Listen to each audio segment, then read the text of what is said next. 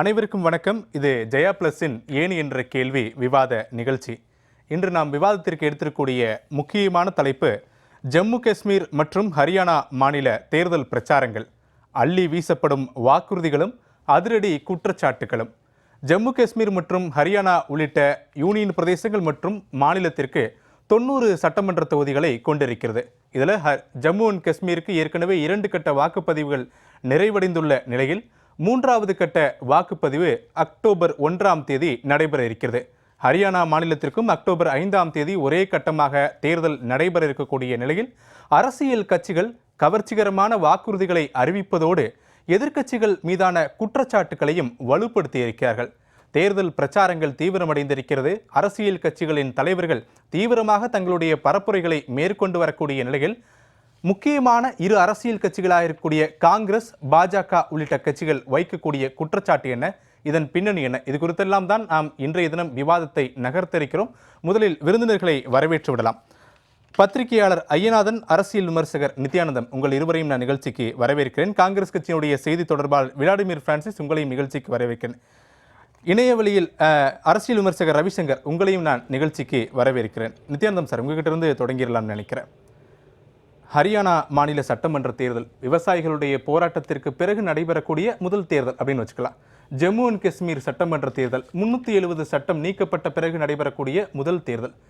ரெண்டுலையுமே பாஜகவிற்கு எப்படி சூழ்நிலை இருக்கு? அனைவருக்கும் வணக்கம். ஜம்மு காஷ்மீரை எடுத்துக்கொண்டால் 370க்கு பிறகு நடக்கின்ற தேர்தல் என்று சொன்னீர்கள். கடந்த 65 ஆண்டுகளாக மற்ற கட்சிகள் ஆட்சி செய்கின்ற பொழுது எதை முடியாது என்று சொன்னார்களோ அது முடியக்கூடியதுதான், முடியாது என்று மக்களை ஏமாற்றி வந்தார்கள் என்று நிரூபித்த 370 நீக்கம் ஜம்மு காஷ்மீரில் நடைபெற்றது. அது மட்டுமல்லாமல் இப்பொழுது ஜம்மு காஷ்மீரை 3ஆக பிரித்திருக்கின்றார்கள். இந்த 3ல் ட்ரிபிள் தலாக் என்ற ஒரு சட்டம் கொண்டு வந்ததன் மூலமாகவும் 370ல் இஸ்லாமியர்களானாலும் கூட திருமணம் செய்து வேறு மாநிலத்திற்கு சென்றால் அங்கே சொத்துரிமையை இழப்பது, மற்றவர்களுக்கு சொத்து வாங்கும் அதிகாரம் கிடையாது, பிறகு தொழிற்சாலைகள் கட்டமைப்பு மற்ற மாநிலத்திலிருந்து வரக்கூடாது, அதனால் வேலை வாய்ப்பு இழப்பு, இவற்றில் எல்லாம் 370 மீட்டு இருக்கிறது. இதை மக்கள் உணர்ந்திருக்கிறார்கள், பாராட்டுகிறார்கள், மகிழ்ச்சி அடைகிறார்கள். என்றாலும் ஜம்மு காஷ்மீரில் அந்த அளவிற்கு பலமான ஒரு கட்சியாக பாஜக கிடையாது. இருந்தாலும் ஒரு சில கட்சி அல்லது சுயேட்சைகள் இவர்களை நிறுத்தி வைத்து தங்களுடைய வெற்றியை நிரூபிக்க முயற்சி செய்து கொண்டிருக்கிறார்கள். எனவே காங்கிரஸ் அங்கே ஆண்ட கட்சி, தேசிய மாநாட்டு கட்சியோடு கூட்டணி, அதுவும் பெரிய கட்சி தான். இங்கே திமுகவும் அதிமுகவும் எப்படியோ அதுபோல் இரண்டுமே அங்கே மிகப்பெரிய கட்சிகளாகத்தான் இருந்திருக்கின்றன. இந்த இரண்டும் ஒன்று சேர்ந்து பாஜக அதனை எதிர்த்து கொண்டிருக்கிறது. எனவே இந்த சூழ்நிலையிலே பாஜக மிகுந்த நம்பிக்கையோடு அங்கே செயல்படுகிறார்கள். அவர்கள் செய்த சாதனையை சொல்லி வாக்குகளை கேட்கிறார்கள். இந்த ட்ரிபிள் தலாக்கு 370 எப்படி இஸ்லாமியர்களுக்கு பயன்படுத்துகிறதோ அப்படி சாதாரண மக்களுக்கும் வேற்று மாநில மக்களுக்கும் கூட இந்த ஜம்மு காஷ்மீர் 370ஐ நீக்கியது அவர்களுடைய உரிமையை மீட்டதாகவும் அவர்களுக்கு அங்கே தொழில் துவங்குவதற்கான சுதந்திரம் கிடைத்ததாகவும் மகிழ்ச்சி அடைகிறார்கள். எனவே இஸ்லாமியர்கள், கிறிஸ்தவர்கள் என்று எல்லோருமே மகிழ்ச்சி அடையக்கூடிய ஒரு இடத்துல ஜம்மு காஷ்மீர் இன்றைக்கு இருந்து கொண்டிருக்கிறது. இது ஜம்மு காஷ்மீருடைய நிலை. அது மட்டுமல்ல, ஜம்மு காஷ்மீரில் சட்டம் ஒழுங்கு என்பது தொடர்ந்து சீரல்லாமல் இருந்தது. மோடி அவர்கள் பிரதமரான பிறகுதான் இந்த கல்லெறிதலிலிருந்து துப்பாக்கி சூடுவது வரை நிறுத்தப்பட்டு அங்கே சட்டம் அமைதி காக்கப்பட்டிருக்கிறது. ஓரளவிற்கு ஜம்மு காஷ்மீரில் முன்னர் இருந்ததை காட்டிலும் ஓரளவிற்கு சட்டம் ஒழுங்கு இருக்கு, சிறப்பாக இருந்து கொண்டிருக்கிறது. எல்லையிலே சில துப்பாக்கி சூடுகள் வழக்கம் போல் நடைபெற்று கொண்டு தான் இருக்கின்றன. ஏனென்றால் பாகிஸ்தானுடைய சதியும் சைனாவுடைய சதியும், எந்த சைனாவோடு இவர்களெல்லாம் புரிதல் ஒப்பந்தம் வைத்தார்களோ அந்த சைனா நமக்கு எதிரி என்று தெரிந்திருந்தும் செய்தார்கள்.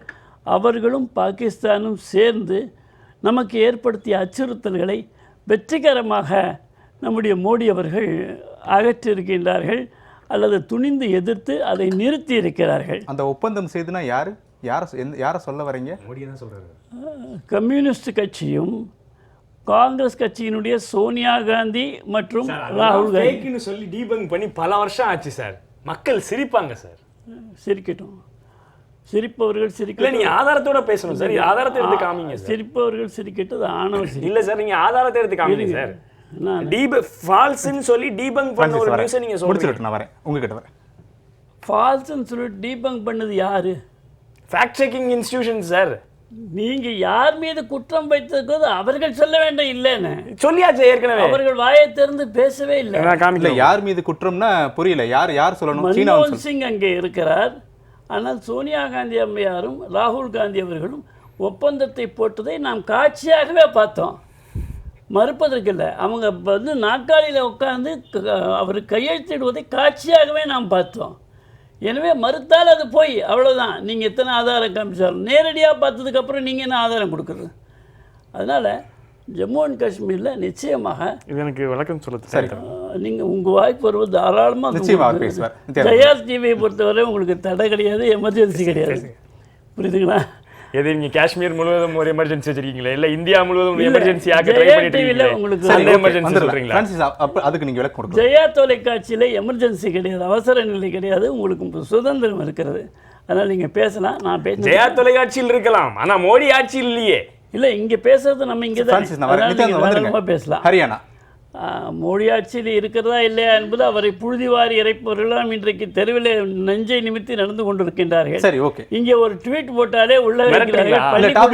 பள்ளிக்கூடத்தில் மறுஜென்மம் பேசினாலே உள்ளே இருக்கிறார்கள். இப்படிப்பட்ட ஒரு இந்தி கூட்டணி எங்கள் காட்சி தான் இங்கே நடந்து கொண்டிருக்கிறது. ஹரியானாவுடைய விவசாயிகள் வஞ்சிக்கப்பட்டிருக்கிறார்கள். எப்படின்னு கேட்பீங்க. ஹரியானாவுடைய விவசாயிகளுக்கு என்று ஒரு சட்டத்தை பாஜக கடந்த ஆட்சியிலே கொண்டு வந்தது. அந்த சட்டத்தினுடைய நோக்கமே தரகர்களிடமிருந்து நம்முடைய விவசாயிகளை காப்பாற்ற வேண்டும் என்று.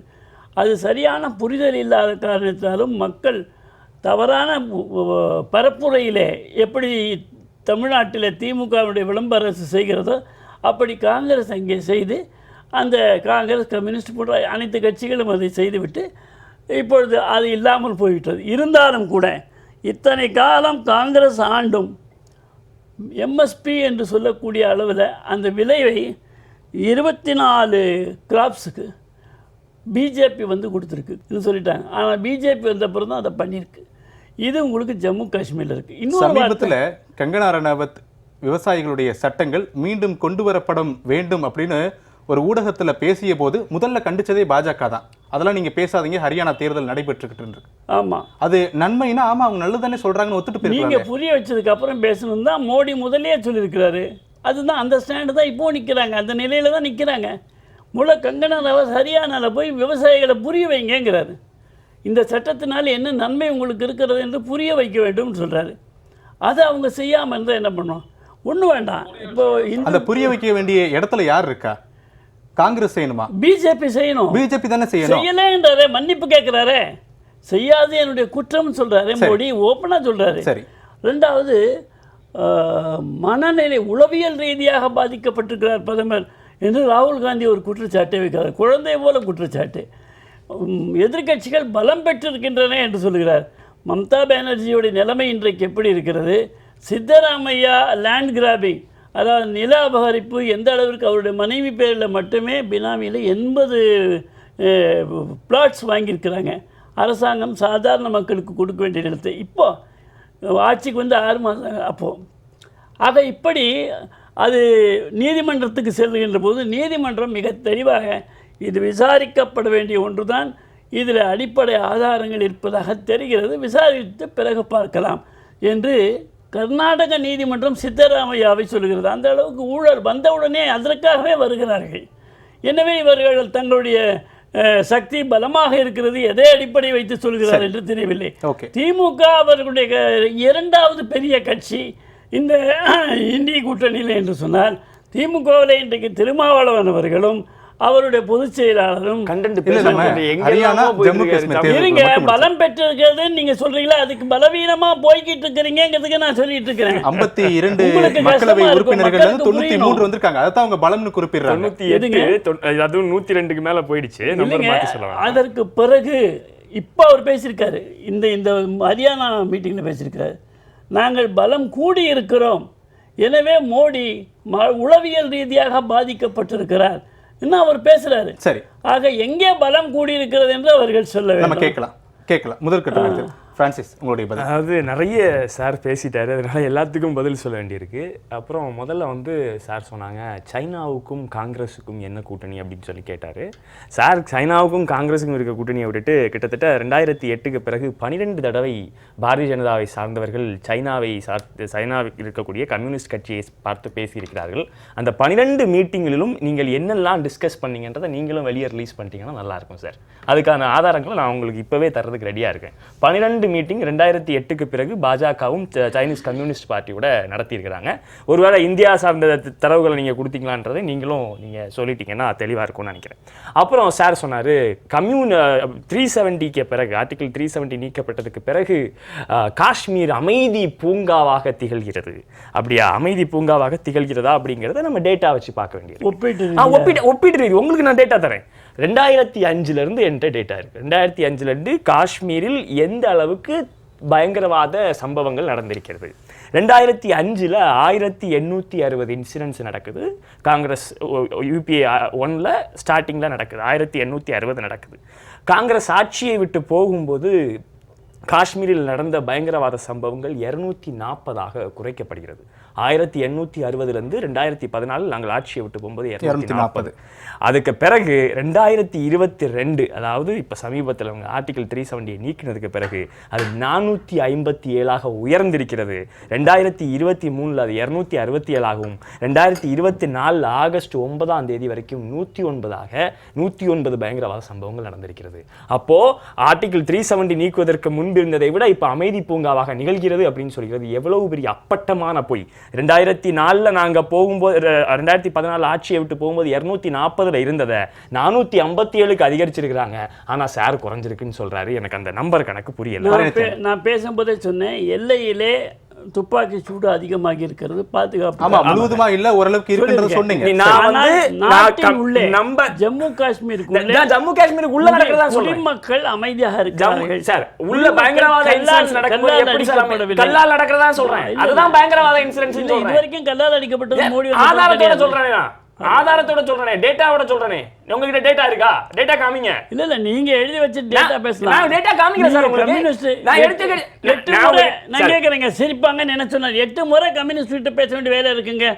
அவங்கள்ட்ட ஆதாரம் 2008 ஆதாரம் இருக்குங்க. ஒரு முறை பேசினா போறாதா? 8 முறை பேசக்கூடிய அவசியம் ஏன் வந்து? நீங்க 12 தடவை பேசுறீங்க. சரி, குற்றச்சாட்டு யார் மீது இருக்கிறது? காங்கிரஸ் மேல இருக்குது. சார் பாஜக மேல இருக்கு. நான் வைக்கிறேன் குற்றச்சாட்டு வைக்கிறேன். குற்றச்சாட்டு பாஜக மேல. பாஜக 12 தடவை கம்யூனிஸ்ட் கட்சியை சந்திப்பதற்கான தேவை என்ன வந்தது? சைனா கம்யூனிஸ்ட் கட்சியை சந்திப்பதற்கான தேவை கேக்குறீங்க. ராகுல் காந்தியும் பிரான்சிஸ் முடிச்சிட்டோம். இல்லங்க, சோனியாவும் ராகுல் காந்தியும் எந்த கட்சி? சார் நான் கேக்குறேன், பிஜேபி அவங்க மேல தான் குற்றச்சாட்டு இருக்கு. இல்ல அவங்க வந்து தங்கள் மீது குற்றம் இல்லை என்று அவர்கள் மக்களிடம் நிரூபிக்க வேண்டும்.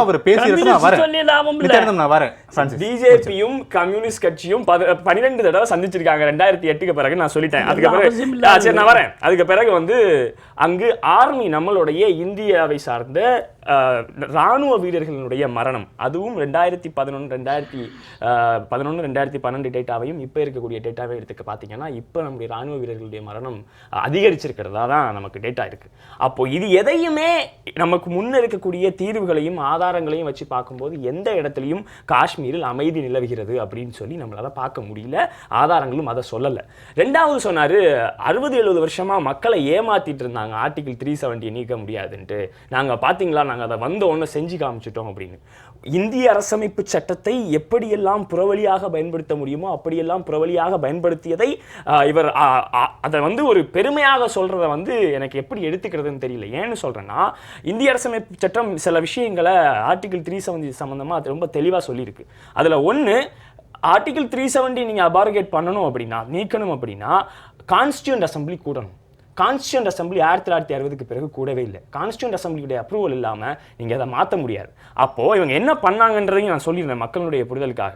ஆர்டிகிள் 368 ஒரு மாற்றத்தை கொண்டு வராங்க. அதாவது கான்ஸ்டியூண்ட் அசம்பிளி கூட வேண்டும் அப்படிங்கிற இடத்த லெஜிஸ்லேட்டிவ் அசம்பிளின்னு மாற்றுறாங்க. 2014 முக்ஃபுவா மூவி உடைய கட்சியினுடைய கூட்டணியை வச்சு தேர்தலை சந்திக்கிறாங்க. அதுக்கு பிறகு அவருடைய முதுகில் குத்தி ஆட்சியை கலைத்து அதுக்கு பிறகு என்ன பண்ணாங்கன்னா அந்த லெஜிஸ்லேட்டிவ் அசம்பிளியும் மாத்தினாங்க இல்லையா. லெஜிஸ்லேட்டிவ் அசம்பிளினா யாரு? அங்க இருக்கக்கூடிய கட்சி, அங்க இருக்கக்கூடிய எம்எல்ஏக்கள், சட்டமன்றம் தான் வந்து உங்களுக்கு அதை அப்ரூவ் பண்ணியிருந்திருக்கணும். அப்ப இப்ப சட்டமன்றத்தை தான் கலைச்சிட்டோமே. இப்ப யார் அங்க பவர்ல இருக்கா? கவர்னர் இருக்காரு. கவர்னர் யாரோட ஆளு? பிஜேபியோட ஆளு. அப்போ எவ்வளவு தூரம், எவ்வளவு குரூக்கடா ஒருத்தங்க யோசிச்சிருந்தா. யாரோட ஆளு? நான் முடிச்சிரேன் சார். நான்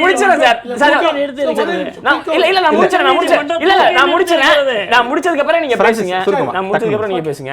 இதுதான் நடந்தது. சோ இதுல நீங்க பெருமைப்பட்டுக்கணும்னா நீங்க தாராளமா பெருமைப்பட்டுக்கலாம். ஜம்மு காஷ்மீர் தேர்தல்ல பாஜக ஹரியா எப்படி இருக்கும்னு நீங்க நினைக்கிறீங்க? நான் அதுக்கு தான் வரேன். இப்போ இன்னொரு முக்கியமான விஷயம் என்னன்னா, ஆர்டிகிள் 370 நீக்கப்பட்டது ஒன்று. ரெண்டாவது, இந்தியாவினுடைய சுதந்திரத்திற்கு பிறகு எந்த ஒரு மாநிலத்தினுடைய மாநில உரிமையும் பறிக்கப்படவில்லை.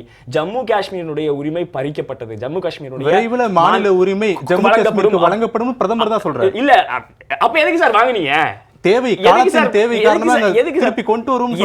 இந்தியாவினுடைய சுதந்திர இந்தியாவில் ஒரு மாநிலத்தினுடைய மாநில உரிமை கூட பறிக்கப்பட்டதில்லை. முதல்ல ஒரு மாநில உரிமையை பறிச்சுட்டு நான் உங்களுக்கு திரும்ப கொடுப்போம்னு சொல்றதை எப்படி நம்ப முடியுமோ? இன்னும் நான் இதையும் முடிச்சிடறேன். அதுக்கு பிறகு மற்றவங்கிட்ட போங்க. என்னன்னா, ஒரு முக்கியமான விஷயம், திரும்ப திரும்ப திரும்ப திரும்ப நீங்க வந்து மக்கள் வந்து அங்க போய் பிசினஸ் ஆரம்பிச்சிருவாங்க, மக்கள் வந்து அங்க போய் வந்து சொத்து வாங்க ஆயத்தமா இருக்காங்கன்னு சொல்றீங்களா? யோகேஸ்வரன் பிரதரோ இல்ல விளாடிமிரோ இல்ல நித்யானந்தம் சாரோ இல்ல நம்ம சாரோ யாரா நம்ம போய் அங்க இடம் வாங்க போறோமா?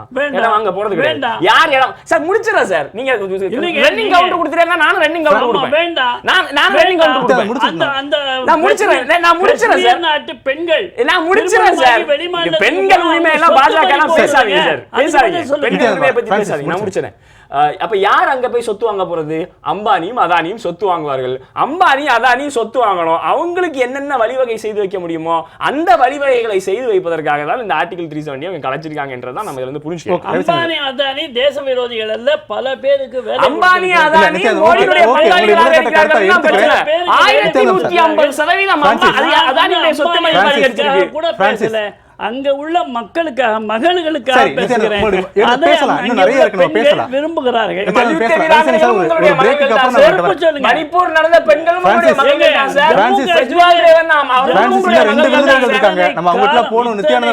ஜம்மு காஷ்மீர்ல அந்த பெண்கள் பேசாதீங்க சார். ரவிசங்கர் சார், உங்களுடைய கருத்து சார். நம்ம இல்ல குறுக்கிட விரும்புறீங்க, அதுக்கான பதில சொல்லிட்டு நம்ம அப்படியே கண்டினியூ பண்ணிடலாம். 370 பற்றி ஒரு இது சொல்லிடுறேன். அவர் விளாடிமிர் அவர் சொல்லியிருந்தார் 370 இதில் ஆர்டிக்கல் 368 கொண்டு அமெண்ட் பண்ணி அதில் கொண்டு வந்து 370 ப்ராப்பராக அவங்க அப்ரோகேட் பண்ணுறதுக்கு முன்னாடி கான்ஸ்டிடியூவன்ட் அசம்பிளியில் இதெல்லாம் ப்ராப்பராக பண்ணலை அப்படின்னார். டீட்டெயில் நான் போக விரும்பல, ஏன்னா டைம் ஷார்ட். பட் என்னை பொறுத்த வரைக்கும் 370 அப்ரோகேஷன் இந்த அளவுக்கு இவங்க ப்ராப்பராக பண்ணவில்லை அப்படின்னால் அப்போ சுப்ரீம் கோர்ட் எடுத்த உடனே இது வந்து சரியில்லைன்னு அப்போயே அவங்க இது பண்ணிருப்பாங்க. டோட்டலி இதை வந்து இவங்க அப்ரோகேட் பண்ணது சரியில்லைன்னு சொல்லியிருப்பாங்க. சுப்ரீம் கோர்ட்டுக்கு இப்போ எல்லா பொலிட்டிக்கல் பார்ட்டிஸும் அவங்க சுப்ரீம் கோர்ட் சொன்னால் கரெக்டு அப்படிங்கிறச்ச supreme court abrogation of article 370 இந்த upheld. அதனால் ஆர்டிக்கல் 370 ப்ராப்பராக with all the constitutional amendments தான் பிஜேபி பண்ணியிருக்காங்க அப்படிங்கிறது என்னுடைய வாதம்.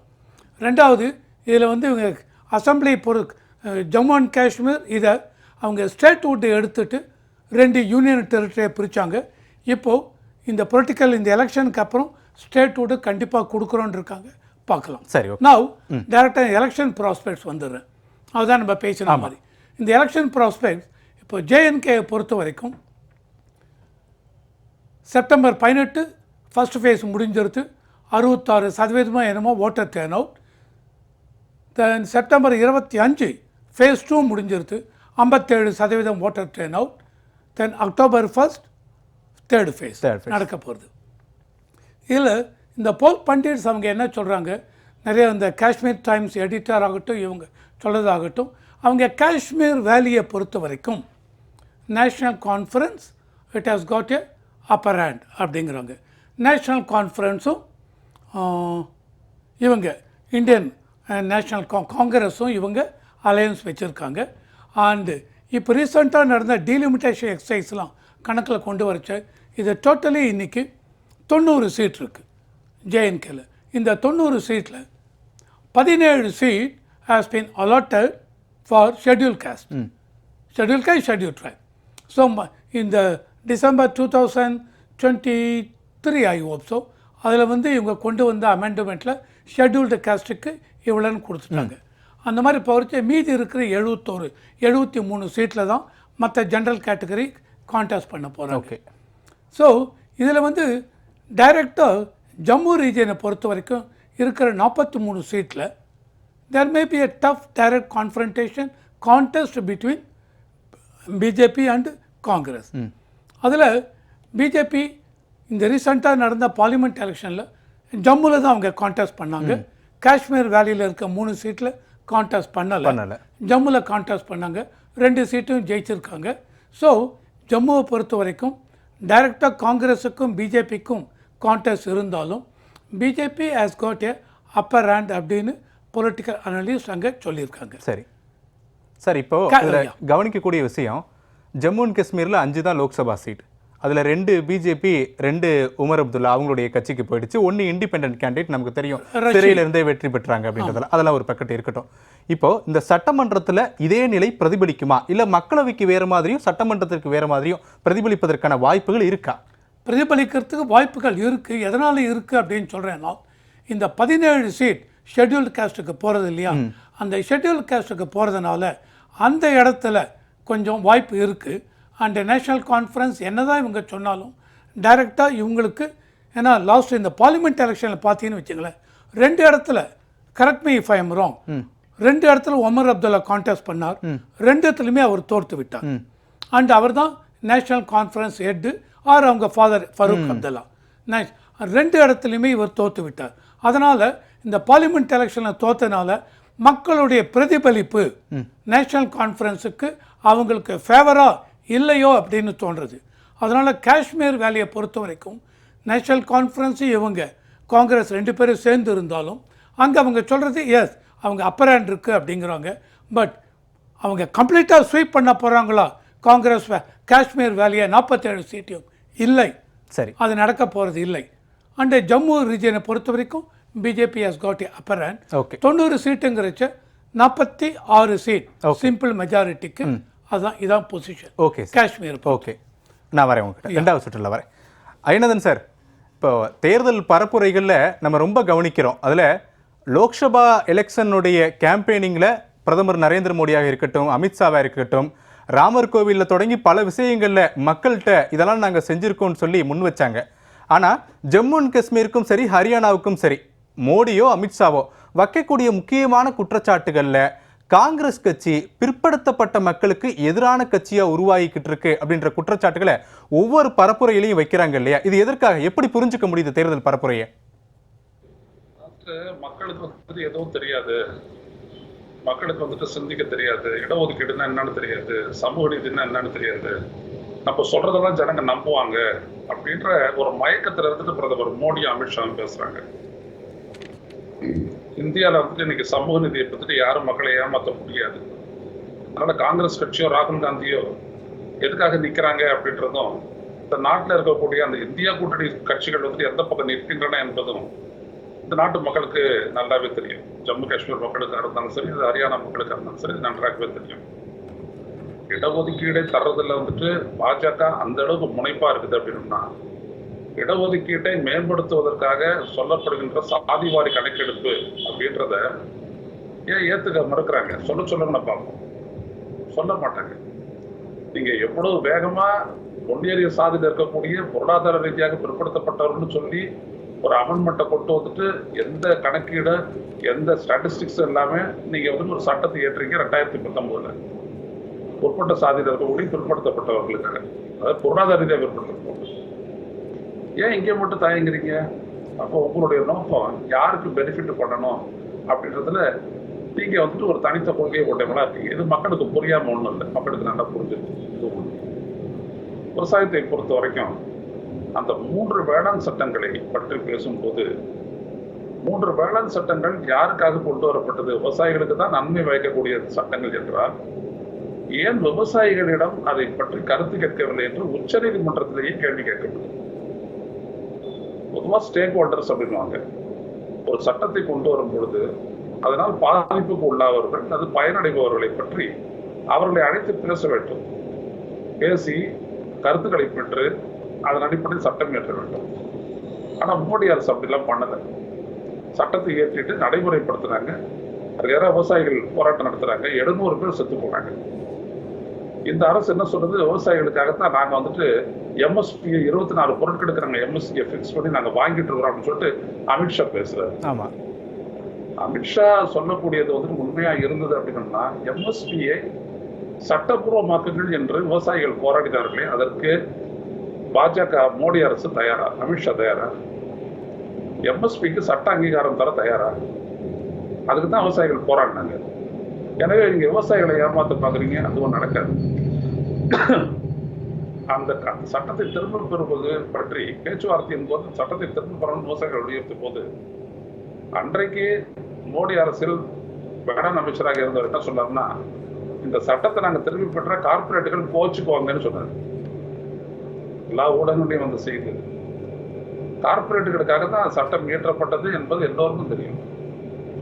அது கான்ட்ராக்ட் லேபர் எதுவாக இருந்தாலும் சரி, இல்லை அது மார்க்கெட்டிங்காக இருந்தாலும் சரி, இல்லை அத்தியாவசிய பொருட்கள் தொடர்பான அந்த திருத்தமாக இருந்தாலும் சரி, இந்த 3 சட்டங்களுமே கார்பரேட்டுகளுக்காகத்தான் அப்படின்றது எல்லாருக்கும் தெரியும். மோடி அரசு எல்லாமே கார்பரேட்டுகளுக்கு தான் செஞ்சுக்கிட்டு இருக்குது அப்படின்றது எல்லாருக்கும் தெரியும்.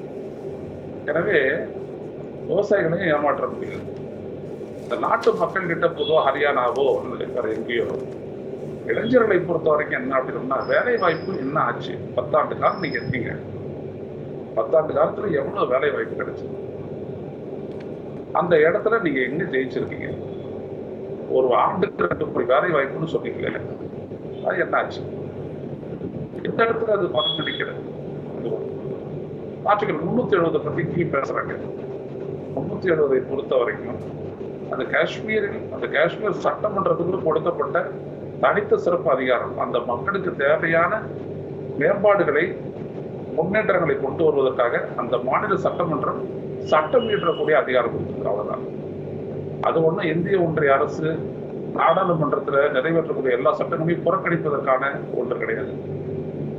பல சட்டங்கள், இப்போ உதாரணத்துக்கு ஒரு சட்டத்தை இயற்றுறது, இங்க சில சட்டங்களை இயற்றும் போது இந்திய நாடாளுமன்றத்தில் இயற்றினாலும் கூட அந்த மாநில சட்டமன்றங்கள் ராட்டிஃபை பண்ணக்கூடிய அளவு இருக்கிறது. எந்த அதிகாரங்கள் எல்லாம் மாநில பட்டியலில் இருக்கோ, இல்லாட்டி ஒப்புகை அந்த பட்டியலில் இருக்கோ, இசைவு பட்டியலில் இருக்கோ, கன்கரண்ட் லிஸ்ட் இருக்கோ, அது ஸ்டேட் ஷுட் ஆல்சோ அது என்ன பண்ணணும் அப்படின்னா ராட்டிஃபை பண்ணணும். அப்படியான ஒரு இது இருக்குது. அந்த மாதிரி தான் இந்த 370 அதிகாரம். 370 இருக்குது, 371 இருக்குது, 372 இருக்குது, 379 வரைக்கும் பல்வேறுபட்ட மாநிலங்களுக்கு அப்படி கொடுக்கப்பட்டிருக்கு. எனவே ஒரு மாநிலத்திற்கான சிறப்பு அதிகாரம் ஜம்மு காஷ்மீருக்கு மட்டுமே கொடுக்கப்பட்டிருப்பதை போல ஒரு சித்திரத்தை தோற்றுவிக்க பார்க்கிறது அது கிடையாது. அது என்ன சொன்னாரு அப்படின்னா, மோடி அதாவது அது அன்றைக்கு காஷ்மீரை இந்தியாவோடு இணைப்பதற்கு முக்கிய காரணியாக இருந்த ஷேக் முகமது அப்துல்லா என்ன சொன்னார்னா, என் மக்களுக்கு தேவையான சில சட்ட திருத்தங்களையும் சீர்திருத்தங்களையும் செய்வதற்கு எனக்கு அதிகாரம் வேணும், அதை நீங்க கொடுக்கணும் அப்படின்னு சொல்லி கேட்டதனுடைய அடிப்படையில் தான் இந்த 370 என்ற சிறப்பு அதிகாரம் முதல்ல காஷ்மீருக்கு கொடுக்கப்பட்டது. பல்வேறு மாநிலங்களுக்கு கொடுக்கப்பட்டிருக்கு. 371, 372 அப்படிலாம் கொடுக்கப்பட்டிருக்கு. இந்திய அரசமைப்பு எடுத்து படிச்சு பார்த்தீங்கன்னா தெரியும். எனவே அப்படிப்பட்ட ஒரு அதிகாரம் கொடுத்ததுனால தான் அந்த மக்களுக்கு வந்துட்டு அந்த லேண்டை பொறுத்த வரைக்கும் இன்னைக்கு பலருக்கும் இருக்கு. இன்னைக்கு ஜம்மு காஷ்மீர் மாநிலத்தில் இன்னைக்கு எல்லா விதமான அடிப்படை இண்டிகேட்டர்ஸ் எடுத்துக்கிட்டீங்க அப்படின்னோம்னா படித்தவங்க ஜாஸ்தி, மருத்துவர்கள் அதிகம், இப்படி பல்வேறுபட்ட இண்டிகேட்டர்ஸ்ல வந்து அவங்க நிறைய பேர் முன்னேறிய இடத்துல இருக்கிறாங்க. குஜராத்தை விட உத்தரப்பிரதேசத்தை விட அப்படின்னோம்னா அதுக்கு காரணம் அப்படியான சட்டங்கள் அதன் மூலமா அவங்க பயன்படுத்தி பெற்ற நன்மைகள் தான். ஐநாதன் ஒரு குறுக்கீடு. ஆனா பாரதிய ஜனதா கட்சி என்ன சொல்றாங்க அப்படின்னா, 370 சட்டம் அப்படின்றது ஜம்மு காஷ்மீர்ல வசிக்கக்கூடிய ஒரு குறிப்பிட்ட மக்களுடைய வாழ்வாதாரத்தை உயர்த்தக்கூடிய வகையில் இருக்கு. ஜம்மு காஷ்மீர்ல வாழ்ற எல்லாருக்குமே எல்லாம் கிடைக்கணும் அப்படின்ற நோக்கத்துல தான் 370 ரத்து பண்ணணும் அப்படின்னு பாஜக சொல்லுது. கிடையவே கிடையாது. 370 என்பது ஜம்மு காஷ்மீர் மக்களுக்கானது. சரி, 370 நீக்கிறது அப்படின்றது எதுக்கு அப்படின்னா, அந்த அங்கே மற்ற மாநிலத்தவரோட சொத்து வாங்கலாம் அப்படின்றதுக்கான ஏற்பாடு அமித்ஷாவே சொல்லியிருக்கிறாரு. இதற்கு மேல நாமெல்லாம் கூட அங்க சொத்து வாங்கலாம் அப்படின்னு அவர் சொன்னாரு. புரியுதுங்களா? இப்ப தேர்தல் பிரச்சாரத்துல சொல்லுங்களா பாப்போம். காஷ்மீர் அப்படின்றது உலகத்தினுடைய இந்த பூலகத்தினுடைய சொர்க்கம்னு சொல்லக்கூடிய இடம் காஷ்மீர். அந்த இடத்துல இங்க இருக்கக்கூடிய பெரும் பணக்காரங்கள்லாம் பங்களா வாங்கி போட்டுக்கிட்டு சொகுசு வாழ்க்கிற இடத்த முடியாது.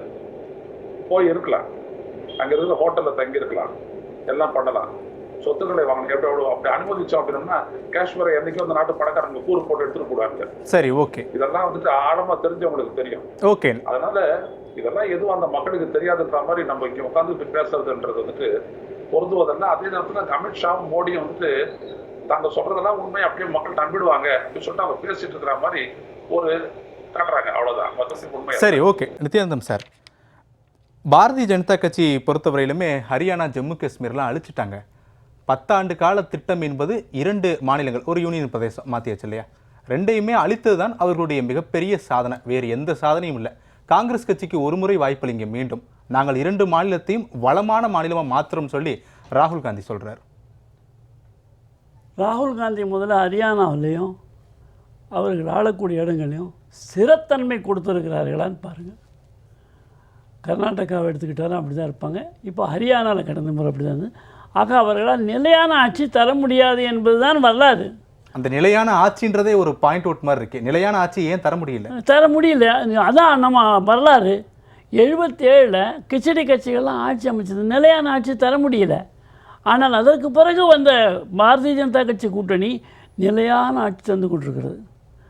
அதனால் இதை காட்டிலும் ஒரு எடுத்துக்காட்டு தேவையே கிடையாது. காங்கிரஸால் ஒரு கட்சியாக இருந்தாலும் கூட, இன்னும் 2 கட்சியை சேர்த்துக்கிட்டாலும் கூட நிலையான ஆட்சி தர முடியாததுக்கான ஒரே காரணம், அவர்கள் பாராளுமன்ற தேர்தலில் உத்தரப்பிரதேசத்தில் இருக்கக்கூடிய பெரிய கட்சிக்கு, முலாயம் சிங் யாதவோட கட்சி, அதற்கு ஒரு இடம் கூட 5 சட்டமன்ற தேர்தலில் ஒரு இடம் கூட கொடுக்கல.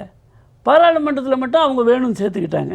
இப்போ அகிலேஷ் என்ன சொல்கிறாருன்னா, உத்தரப்பிரதேசத்தில் நாங்கள் தனியாகத்தான் இருக்க போகிறோம், காங்கிரஸோட கூட்டணியிலேன்னு அறிவிச்சிருக்கிறாரு. இந்த எதிர்கட்சி பலமாகிட்டு இருக்கு அப்படின்னு ராகுல் காந்தி மக்களை ஏமாத்துறாரு. 2வது 370 பற்றி ஐயா பேசினார், ஐயநாதன் ஐயா. 370 அவருக்கு மனசாட்சி இருந்தால் சிறுபான்மையர்களை பற்றியோ அல்லது பட்டியல் இனத்தை பற்றியெல்லாம் பேசுகிறாரு. அவர்கள் துப்புரவு வேலையை தான் நாங்கள் செய்திருக்காங்க. எங்காவது ஒரு அரசாங்க அலுவலகத்தில், பெரிய அலுவலகங்களிலும் அங்கே இருந்திருக்கிறார்களா என்பது அவரால் சொல்ல முடியுமா? சொல்ல முடியாது. பாஜக ஆளக்கூடிய மாநிலங்களையும் துப்புரவு வேலைகள் செய்கிறாங்க இல்லையா? துப்புரவு வேலை செய்கிறது தப்புன்னு நான் சொல்லலைங்க. அவர்கள் அதற்கு மேலே வர முடியாது. ஜம்மு அண்ட் காஷ்மீரில் 370 இருக்கிற வரை படிப்பு கிடையாது. 5ஆவதுக்கு மேலே படிக்க முடியாது, இடம் இல்லை, அவங்களுக்கு இடம் கொடுக்க மாட்டாங்க. அதனால் அங்கே முதல்ல ரிசர்வேஷனே கிடையாதுங்க. இப்போ தான் பட்டியலினத்தாருக்கு எல்லா மாநிலத்திலையும் எப்படி இருக்கிறதோ அப்படி. அது மட்டுமல்ல, இந்தியாவோடு காஷ்மீர் இணைவதற்காகத்தான் சில கோரிக்கைகள் கொடுத்தார்கள். அதைத்தான் நாம் காப்பாற்றி கொண்டிருக்கோம். எவ்வளவோ கோரிக்கை கொடுத்தாங்க, மன்னர் மானியம் கூட கொடுத்தாங்க. என்னாச்சு?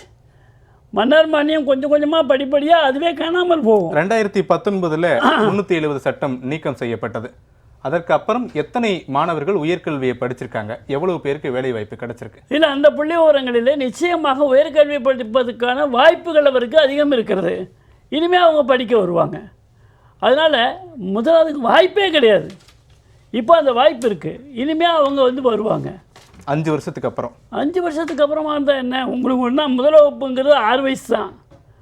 அதனால் வரல அப்படின்னு குற்றச்சாட்டு வைக்க முடியாது. அப்படி இல்லை, டேட்டா இல்லை. இப்போ டேட்டா இல்லை. செப்பரேட் வைங்க, வச்சுக்கலாம் சார். அதனால் ஜம்மு அண்ட் காஷ்மீரில் பட்டியலினத்தாருக்கும் அங்கேயே மாநிலத்தில் பிறந்த மாநில உரிமை உள்ள மண்ணின் மகள்களுக்கும் துரோகம் இழைக்கப்பட்டிருந்தது. அந்த துரோகத்தை 370 கலைந்திருக்கிறது. மற்ற யாருமே அங்கே நிலம் வாங்க போகிறீங்களா, நீங்கள் வாங்க போகிறீங்களா, நான் வாங்க, யாராக இருந்தால் என்ன வாங்கணும், நாங்கள் வாங்கணும். அவன் இங்கே வாங்குறான்ல. ஜம்மு அண்ட் காஷ்மீரில் கோடம்பாக்கத்தில் இடம் வாங்க முடியுமில்ல, அவங்க ஏன் அங்கே போய் வாங்க முடியாது? அது என்ன ஒரே நாடு? நீங்கள் இந்தியாவோட இணைஞ்சிட்டிங்கிறதுக்காக உங்களுக்கு எல்லாத்தையும் கொடுப்போமா? அது மட்டும் இல்லை, இந்த நாட்டோட வரிப்பணம் பெரும்பாலும் நம்முடைய காஷ்மீர் பகுதிக்காக சலுகை விலையில் அத்தனை பொருட்களும் கிடைக்கப்பட்டன. 45 ரூபா சர்க்கரை, இங்கே என்ன 12 ரூபா சர்க்கரைங்க மார்க்கெட்டில். அவ்வளோ வரிப்பணம் சலுகைகள் இங்கேருந்து கொடுக்கப்பட்டது. அவங்க இங்கே ஒன்றா இருக்கணுங்கிறதுக்காக. ஆனால் அது அவசியம் இல்லை. அன்பால் இணைக்கலாம். ராகுல் காந்தி வாயில பேசுறாரு, மோடி அதை செயல்படுறாரு. அன்பால் மக்களை இணைக்க முடியும் அப்படின்னு ஜம்மு காஷ்மீர் இன்னைக்கு இணைச்சு வச்சிருக்கிறாரு, சலுகைகள் இல்லாம. ஐயநாதன் சொல்லுங்க.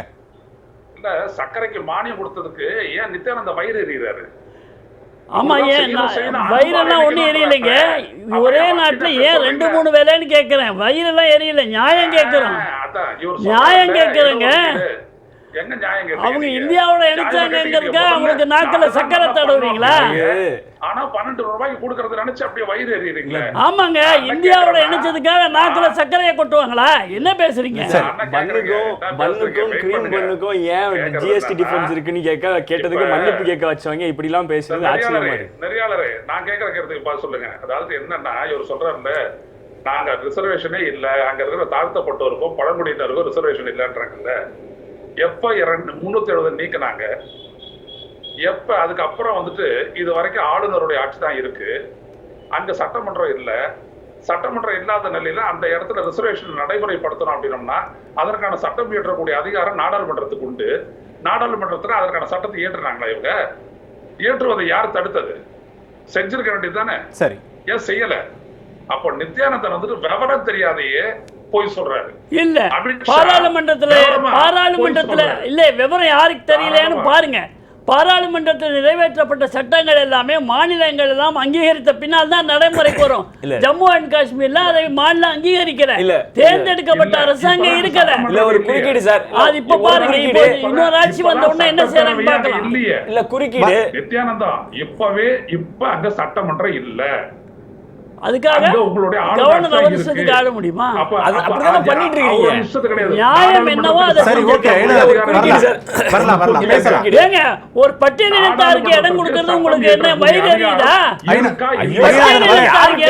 வயிறு எறியுதா?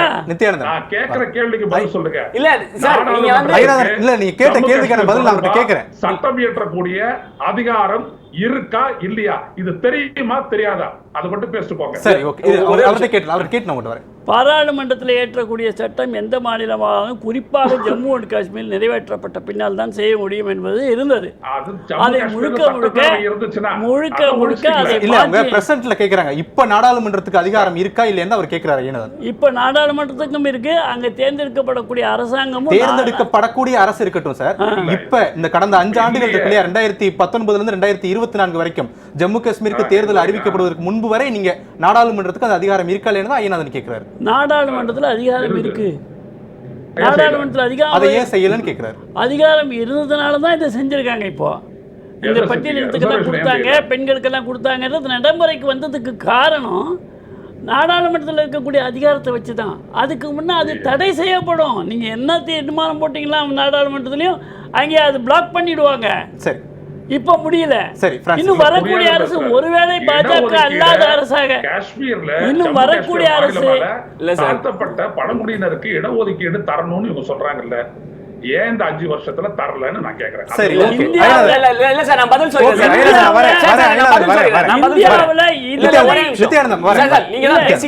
இந்தியாவுல இதுவரை இல்லாத அளவுல பட்டியலினத்தார் மத்திய அமைச்சர்களாகவும் பட்டியலினத்தாருக்கு அதிகமான ஜம்மு காஷ்மீர் ஒரு குறிப்பிட்ட பகுதியை கேட்கும்போது நம்ம ஒட்டுமொத்த இந்திய அளவுக்கு அதாவது ஆர்டிகிள் 370 நீக்கிறதுக்கு முன்பதாக ஜம்மு காஷ்மீரில் ரிசர்வேஷன் இல்லைன்னு சொன்னது ஒரு வடிகட்டின போய். ஜம்மு காஷ்மீர்ல ரிசர்வேஷன் ஆக்ட் 2004 படி 31% ரிசர்வேஷன் இருந்தது. அதுல இந்த ஸ்பெஷல் ஸ்டேட்டஸ் நீக்கிறதுக்கு முன்னாடி ஸ்டேட் ரிசர்வேஷன் பாலிசி படி 8% பட்டியலினத்தவர்களுக்கும் 10% பழங்குடியினர்களுக்கும் 2% சோசியலில் பிற்படுத்தப்பட்டவர்களுக்கும் ரிசர்வேஷன் இருந்தது. ஆக 370 நீக்குவதற்கு முன்பு அங்கு இடஒதுக்கீடு இல்லை என்று சொன்னது ஒரு வடிகட்டின போய். சரி, ஓகே. இப்போ நான் என்னோட 2வது சுற்று கருத்தை நான் சேர்த்து சொல்லிடுறேன். ஹரியானா தேர்தலை பத்தி நீங்க அதுதான் இதுல கூட போட்டிருக்கீங்க.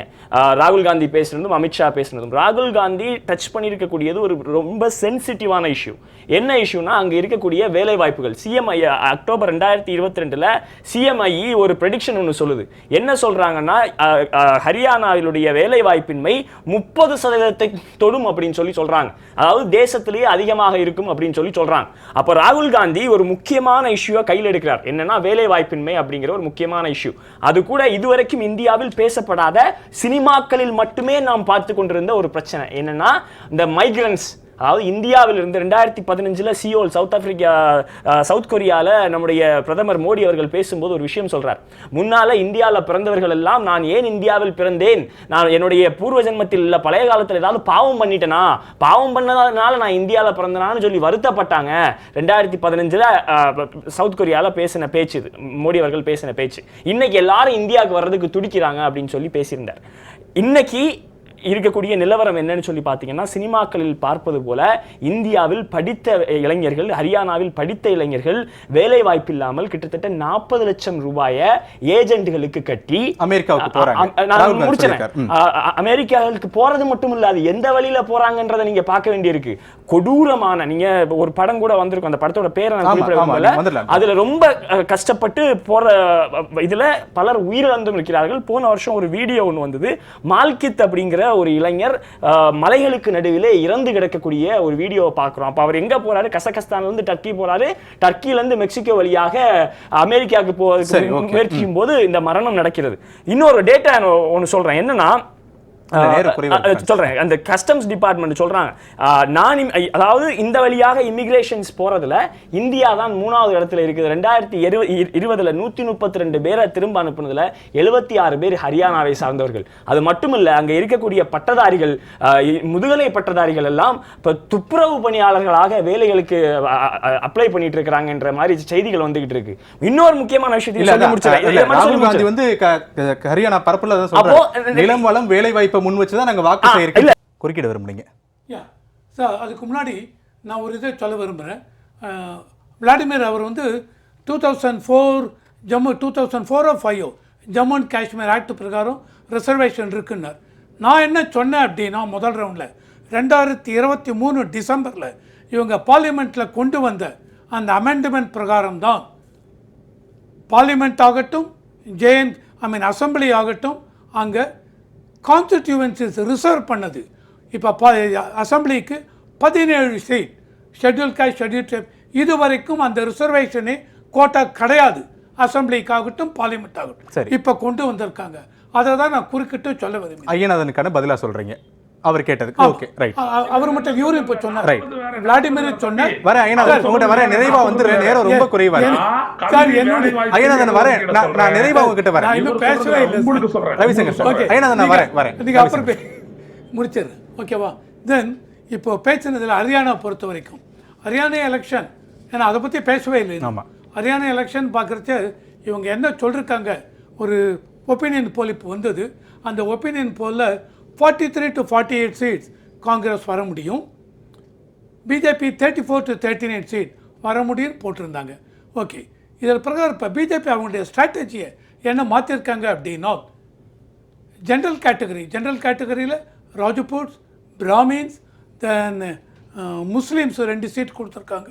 தென் ஜாட்டுக்கு 16 சீட்டு, இவங்களாம் ஜென்ரல் கேட்டகரி. அதை தவிர ஷெட்யூல் காஸ்டில் ஒரு 17 சீட் அவங்களுக்கு கொடுத்துருக்காங்க. ஸோ இங்கே பிஜேபியை பொறுத்த வரைக்கும் 2019 40 சீட் ஜெயித்தாங்க, 2014 47 சீட் ஜெயித்தாங்க, சிம்பிள் மெஜாரிட்டி ஃபார்ம் பண்ணாங்க. இப்போது இந்த எலெக்ஷனில் பிஜேபியோட பார்வை என்ன அப்படின்னா, காங்கிரஸ் ஆகட்டும் பிஜேபி ஆகட்டும் உள்ளுக்குள்ளே ஃபேக்ஷன்ஸ் இருக்குது. நிறைய பேர் வந்து ரிசைன் பண்ணுறேன்னு சொல்லிட்டு ரிபலாக நிற்க போகிறேன் அப்படின்லாம் சொல்லியிருக்காங்க. இதனால் பிஜேபியோட இது பாதிக்குமா அப்படின்னு பார்த்தால் இல்லை. இதில் நீங்கள் பார்த்தீங்கன்னா இந்த இண்டிபெண்டன்ஸ் அண்ட் அதர்ஸ் அவங்க பார்த்தீங்க அப்படின்னா, இண்டிபெண்டன்ஸ் மட்டும் 2019 அந்த எலெக்ஷனில் 7 சீட் ஜெயிச்சிருக்காங்க. அவங்களுடைய ஓட்டு பர்சன்டேஜ் நீங்கள் பார்த்தீங்கன்னா 9%. 2019 2014 11% இண்டிபெண்டன்ஸ். அந்த மாதிரி அதர்ஸுங்கிறது மேஜர் நேஷனல் பார்ட்டி இல்லாமல், பிஜேபி இவங்க இல்லாமல், காங்கிரஸ் இல்லாமல், அதில் நீங்கள் பார்த்தீங்கன்னா 2019 18% ஓட் ஷேர் வாங்கியிருக்காங்க அதர்ஸ்.